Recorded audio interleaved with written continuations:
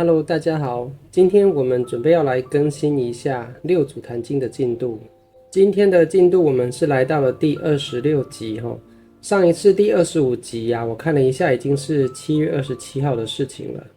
已经有差不多2个多礼拜的时间了哈。因为最近都在做线上佛经还有 AI 音乐的一些内容，那我们今天就来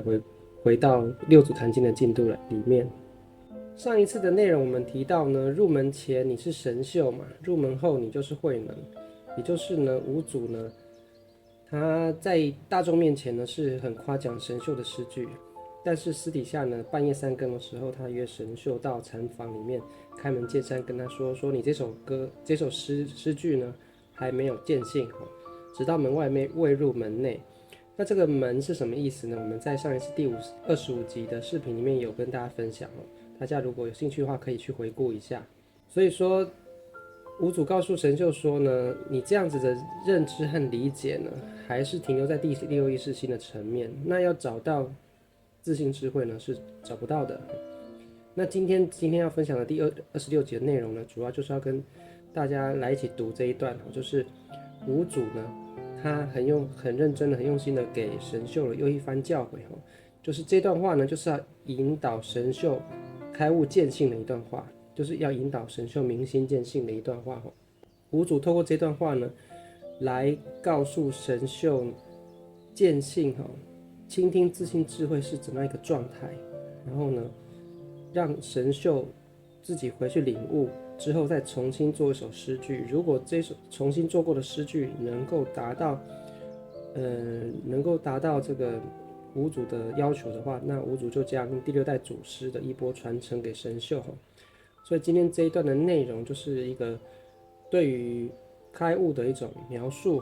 那我们今天就一起来读一下。今天这一集呢，我只带大家读一小段。那我们现在念一下今天要读的这一段原文是什么。他说呢，无上菩提须得言下，是自本心，见自本性，不生不灭，于一切时中，念念自见，万法无滞。好，就这段内容。然后今天的话，我稍微改变一下之前我们都是用聊的方式嘛，我今天稍微简单的从字句的层面呢去解析一下它的意思看看这样子的效果怎么样。首先第一个无上菩提嘛，无上菩提指的呢，就是指我们的佛性，就是指自性智慧菩提就是菩提心嘛，就是指我们这个清净心，我们的菩提心，也就是说，相对于第6意识而言，它指的是我们的自性智慧那这个无上菩提就是五祖希望每个人透过，因为佛性具足，那六祖慧能他能够取自弟子自心长生智慧嘛，其实他已经学会了如何去关照倾听自性智慧的讯息。那这一次五祖的作业就是要让所有的学生去做这个动作，看谁能够领悟这个纲要。所以说他说呢，无上菩提就是说我这次出给你们的作业，因为神秀第一次交的作业没过关，所以说五祖告诉神秀说，我们这次出给你的作业呢，是要你们去关照自性智慧，写成一首诗句。你要先倾听到自性智慧的讯息，然后用文字化的过程，第6意识心把它转换成文字的诗句呈现出来。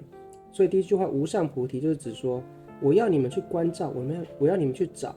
我们所谓明心见性要找的这个东西。无上菩提，这个菩提心清净心是怎么样呢？所以第一句话无上菩提指的就是我今天这个作业，这个菩提心清净心要你们去找，要你们去关照，要你们去倾听的这个东西无上菩提就是指这个东西，它是一个名词无上菩提。那无上菩提怎么样呢？须得言下，须得就是必须的意思你要去关照倾听自性智慧的话，必须怎么样呢？须得必须怎么样呢？言下，言下的意思就是说超越语言文字的。那我们更进一步把它理解，就是说它不是用第6意识心，不是用逻辑思维，不是用知识和理论去理解的，它并不是用第6意识心去认知和理解和分析和判断的。所以说为什么上一集那个五祖说神秀的诗句只到门外，门外的意思就是说你还在用文字，还在用理论，还在用理解的，用学校学习知识的那一套方法来分析和归纳想要了解无上菩提，但是这样方向是弄错了。须得就是必须的意思，必须怎么样呢？言下，也就是说呢，你要去关照和倾听自信智慧的诀窍，跟平常我们在学校学习知识学问、读大学、读研究所、读博士班所使用的那一套方法是不一样的。怎么样不一样呢？它是言下，也就是说，它不是使用第六意识心、眼耳鼻舌身意这六识，它不是使用第六意识心去分析和思维的。它是怎么样子呢？接下来我们看这两句很关键第一个，识自本心，见自本性。我们先读这两句。那识是什么意思呢？见又是什么意思呢？如果说当我们在初学阶段的时候，我们读到这一句话的话，我们铁定第一时间我们的解读，我们会认为说，这个识就是认识、了解、明白，明心见性嘛，明白。然后见呢，就是看的意思，关照、照见、看见嘛，见性嘛。换句话说呢，识自本心，见自本性，简称什么？明心见性。识自本心就是明心，见自本性就是见性。那一般我们初步去读到这一段文字的时候，我们的认知铁定是说，识就是动词嘛，你要去找到，要去认识到，要去明白自己的本心。然后见的话，我们一般也是当作动词嘛，关照、照见，看见、感受到、关照到我们的自信，一般是这样子。但这边的话，我建议大家，同时呢，你换一个角度去理解的话，更能够契合这段内容。换个什么角度呢？你把这个识跟见都当成名词来看，然后你看看这句话的意思有什么改变。你看识是什么？意识，意识有什么呢？眼识、耳识、鼻识、舌，眼耳鼻舌身意有六识，对不对？但是呢，言下意思是说，上次我之前的视频有跟大家分享过嘛，人有八识嘛，然后呢，六祖坛经后面有一个城门的譬喻，把人的身体比喻成一个城门，这个我们也做了一集视频换句话说呢，你的眼耳鼻舌身意前面的六识，我们不要用。那除了这六识以外，我们还有没有意识呢？有的，有一种意识源自于本心的。所以你用名词来看这个识，换句话说呢，我们的眼睛接受到光，耳朵听到声音，鼻子闻到味道，嘴巴尝到食物的味觉，身体感受到温度，感受到触觉，然后呢，思想接收到很多的情绪，很多的讯息。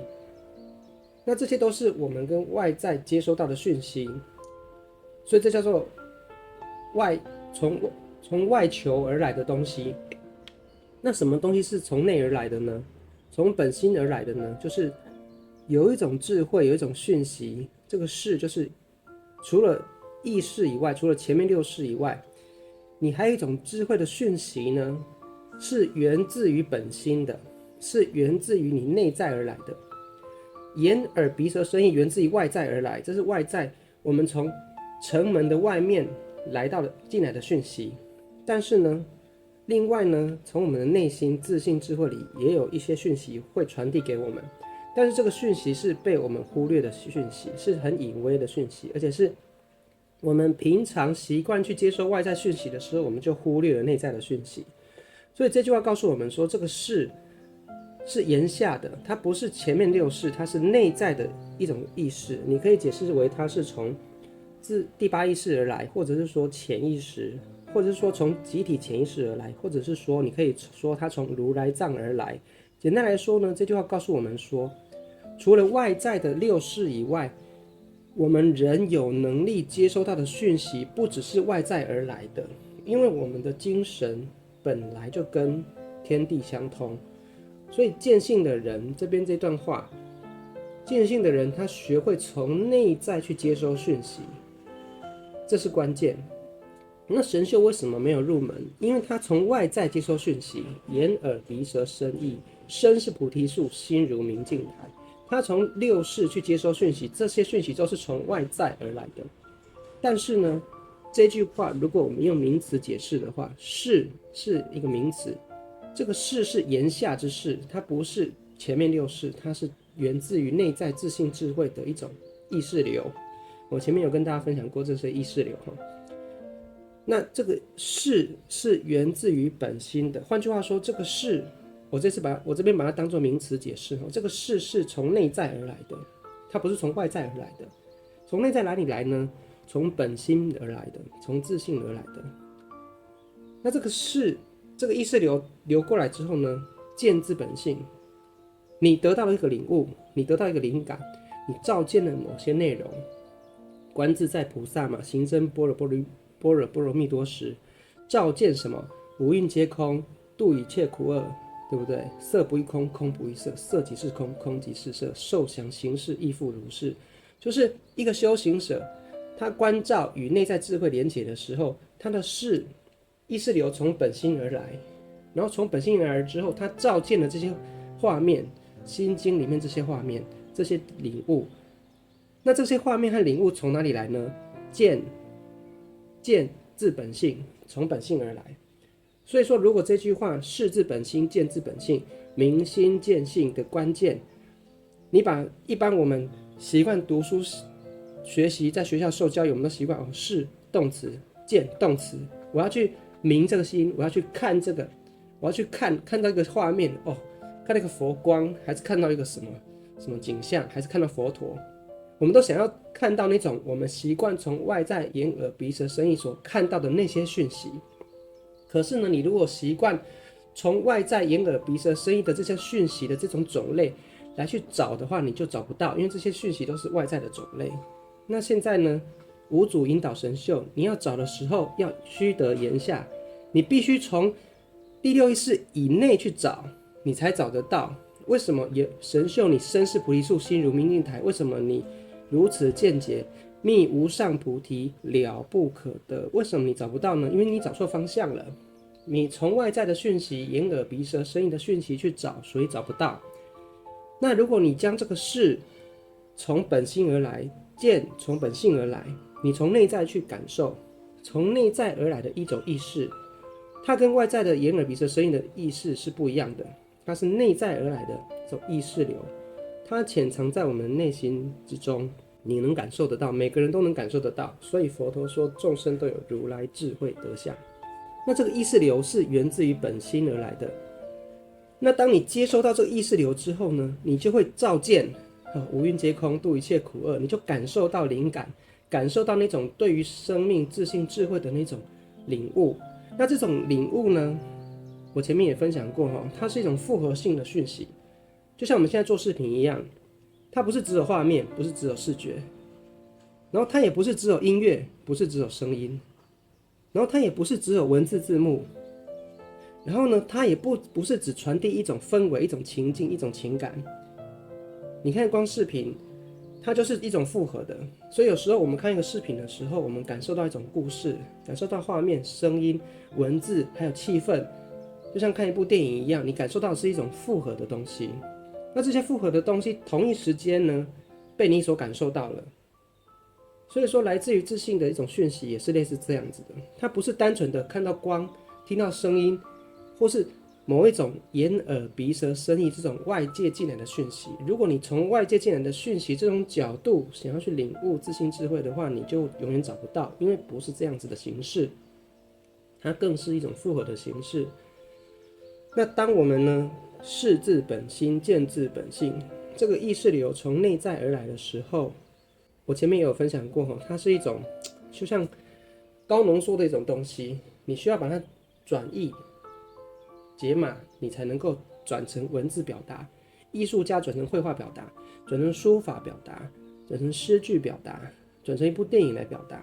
这所有一切万法的表达，都是他内在的那个意识流、那个灵感，他得到这个灵感之后，去转换出来的表现形式而已。所以呢，五祖就是在引导神秀说，你必须从言下去找，而不是从身心。身是菩提树，心如明镜台，那都是外在的讯息。六个层门嘛，眼耳鼻舌身意啊，眼是、耳是、鼻识、舌识、身识、意识，那全都是外在而来的，跟外在互动的讯息。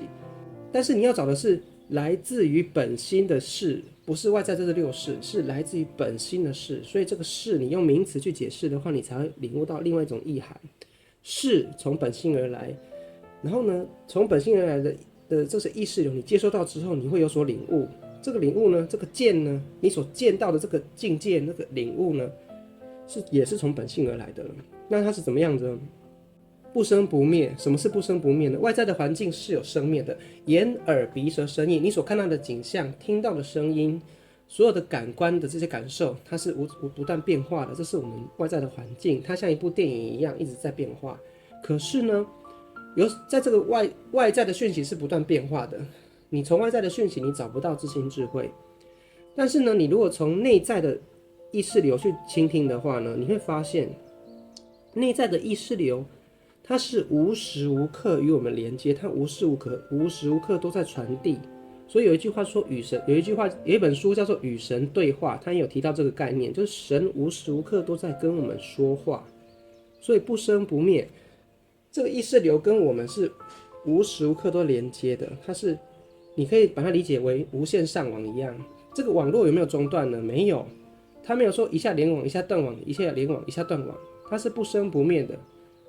就是众生都有如来智慧德相，我们都跟这个如来藏跟这个自性智慧是保持连接的。可是呢，当我们妄想执着嘛，当我们聚焦在外在的眼耳鼻舌身意的时候呢，你就没办法找到这个从内在而来的这个意识流，你就没有办法见，没有办法得到照见从内在而来的这个领悟。它不是一种画面或声音，它是复合的一种感受。那这一些艺术家或是一些比较有智慧的人，他在将他所这种无法形容、道可道非常道这种难以妙不可言、难以言喻的这种感受呢，他在用艺术的形式、电影、诗歌的形式把它表现出来，或者是像佛经一样用文字化去表达，用譬喻的、用故事的。那这个不生不灭，就是所有的圣人他知道，当他能够不从外在接收讯息，他从内在接收讯息的时候，他知道说这个讯息是无时无刻在流淌的，不生不灭。他没有说一下有一下没有，他是清净的，他跟外在的环境是不影响。你外在环境怎么变化，你地球上的气候怎么变化，太阳不受影响，因为太阳在外太空。你地球上乌云密布，那是地球大气层乌云密布，人有情绪喜怒哀乐在变化。可是太阳呢，它不受到你地球上的气候影响。同样的，眼耳鼻舌身意各种变化，各种讯息一直在变化，情绪、人生境遇、生老病死一直在变化。可是呢，我们跟内在智慧的这个意识流的连接是不生不灭的，而且它是清净的，它是不动的，它是具足的，而且它能生万法，它可以给我们很多的智慧、很多的讯息，还有包含快乐、幸福、正能量等等，都从内在而来。所以我们今天就读这2句。就这2行就好，就是这一段哈。所以无上菩提这个东西呢，你别从门外去找，直到门外未入门内嘛。如此见解是找不到无上菩提的。你须得呢，你必须从言下就是从第6意识以内，你别从外面去想、去逻辑分析，你从内在去倾听。当你不动用思维心的时候，你从内在去感受什么呢？不要去。当我们用动词识自本心、见自本性，你想要去认识、想要去分析，当你想要去看什么、听什么的时候呢，你就又用到门外的眼耳鼻舌身意了。别这样做，言下把这个识和把这个见转成名词，去感受呢。当你前面第6意识眼耳鼻舌身意都放空的时候，然后呢，你去倾听，除了这6识以外，除了外在的这些意识以外，外在的6识以外，你内在是不是还有意识流在我们内心的频道里涌现出来？你要去找的明心见性，你要从这里面去找才找得到，从外面去找是找不到。那当你开始感觉到的时候，有一种意识流从内心而来，然后它是一种浓缩的，它是一种复合性的一种概念，很模糊的，然后它是一种它不是单独的视觉，也不是单独的听觉，也不是单独的任何一种感官，它是复合的一种感受。所以说，当意识流，这个意识流从哪里来的呢？从自信而来的，每个人都有，而且不生不灭，它是无时无刻的。再来呢，当你感受到意识流的时候，你会有一个复合性的一种领悟，我们说灵感，或说直觉。你看，为什么有的艺术家或者有的作家，他稿子写不出来，结果有一天睡了一觉醒来之后，他突然灵感爆棚，他瞬间一天就把所有的作品一次完成了。为什么呢？因为他接收到了视之本心，见之本性，他接收到了那个灵感源头，然后呢，这个灵感源头是很高浓缩的内容，他瞬间把这所有的内容呢，啪啪啪，赶快把它写出来，就一本书瞬间就写完了，写完了整本书，或是整首歌瞬间就写好了，所有的旋律、所有的歌词，它瞬间就写好了。为什么呢？因为这个视，这个见从本心而来，他接收到了之后，他把它转化出来，这样子。所以说，所有的智慧、所有的艺术家，很多的灵感和创作，其实无意当中，它都是从内在，它不是从外在啊思考归纳的，它是从内在接收到之后，转化表现出来，制作成艺术作品的形式去呈现，这样子。所以说，今天的内容我讲也是讲的蛮多的，因为我想说从字句的方式讲的比较细一点，这样大家也比较明白，大家也可以自己去体会。那今天的内容呢，就是五祖在引导神秀，因为神秀还在从身是菩提树，心是明镜台，他还在从外在的6种意识去想要去找自性智慧。五祖告诉他说：“你找错方向，你这个方向去找的话，你永远觅无上菩提，永远了不可得，因为完全找错方向，一个往东，一个往西，对不对？”然后呢，所以说五祖告诉他说：“你要从内在去找，这个意识流是来自于本心的。然后呢，你接收到领悟呢，这个见呢也是来自于本性的。那这个意识流，这个通道呢是不生不灭的，你要从这个方向去找。那我们今天就分享到这边哈，剩下的后面的内容呢，我们下一集再跟大家分享。如果有兴趣，可以持续关注我们的更新。好，那我们今天就分享到这里了，拜拜。